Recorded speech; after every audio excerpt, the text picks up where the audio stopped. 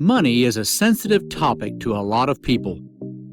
If someone doesn't have a lot of it, then they might feel insecure about the degree of financial success they've achieved or not achieved. They may also be confused about many money-centric topics. If someone does have a lot of money, then they might instead hide it because they worry people will only befriend them because of their money, or that they'll be villainized for being successful by those less fortunate than them. While it is certainly true that luck is a factor in success, it is the choices you make that will most substantially influence your destiny, financially or otherwise. In order to optimize the odds of your finding financial success, take a moment to subscribe to Relentless Growth for more financial education and personal finance videos.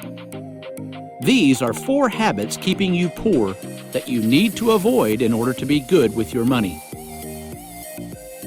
Number 1, giving too much focus on short-term happiness. As sad as it is to say, far too many people focus on what gives them short-term happiness. Even well-paid professionals in high-status jobs can leave themselves broke and poor by succumbing to lifestyle inflation, where they spend every extra penny that they make. Sometimes they do this to live a more comfortable or luxurious lifestyle, and sometimes it's to make sure their Instagram is #fire. Another common way of succumbing to short-term pleasures is indulging in drugs, cigarettes, or even excess alcohol consumption. It might feel good to you now, but in the long run, it will hurt your health and your wealth. This doesn't mean you have to be a monk and indulge in no short-term pleasures. Buying some Starbucks, getting your windows tinted, or deciding not to use the link down in the description to sign up for free stock trading accounts probably won't ruin you by themselves.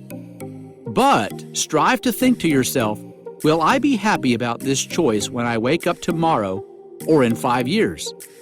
If the answer is yes, then go for it.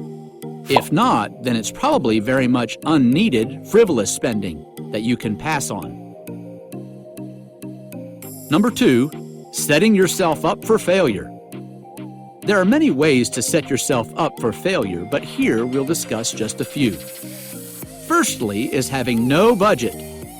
Tracking every purchase is a good idea, but you can use my favorite budget, the reverse budget, to ensure you have money that you can save and invest. In order to do this, you really only have one option. Your income must exceed your expenses. If that isn't the case right now, you can either increase your income or decrease your spending. For help with that, there's a video linked above. There are several things that people do that will increase their living expenses unnecessarily. Buying a house or car much fancier than you need, or starting a family before you're financially ready will do that. Additionally, you can fail to give yourself the ability to make a good income by dropping out of high school or never picking a skilled field of work you'd like to learn. Number 3, being risk averse. No risk means no reward. Even asking for an apprenticeship comes with the risk of rejection, and trying to learn a skill means you might discover you're not very good at whatever it is you're learning to do.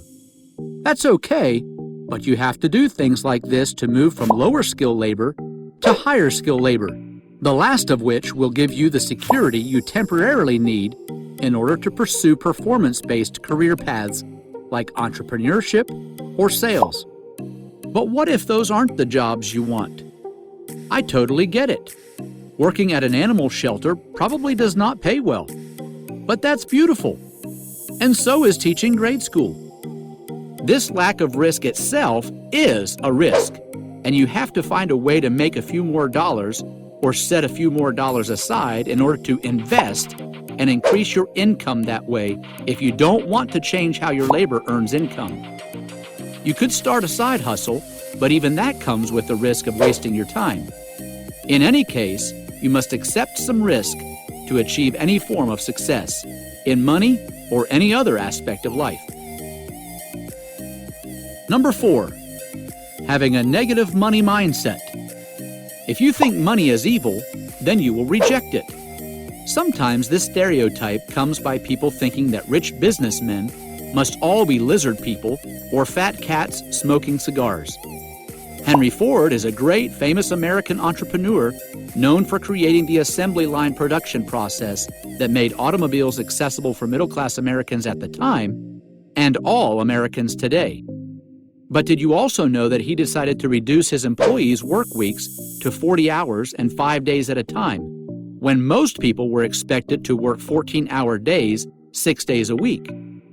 I don't think that money is evil, nor that people with money are evil.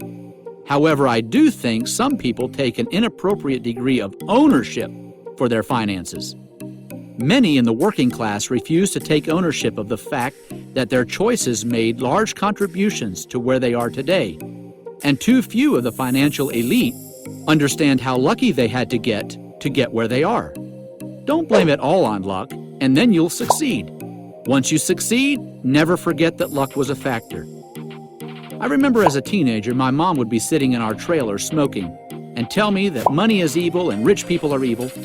She also told me how it's evil that wealthy people avoid taxes. Late last year, I told her how I was using different strategies to avoid paying taxes to get a bigger tax return. She said that she was proud of me and that I am very smart. Thanks, Mom. You birthed a legend. Money isn't evil, and most people know that. In closing, I will let myself rant a bit. There's a recession happening right now as I speak.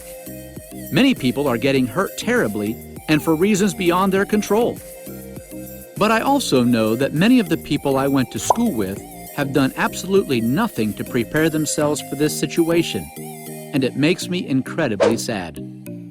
I know many of them are smarter and more capable than I am. I can't help all of them, at least not enough. But maybe, at least, I can help you a little bit right now, and you can help someone else. You only have one life to live. Grow it relentlessly.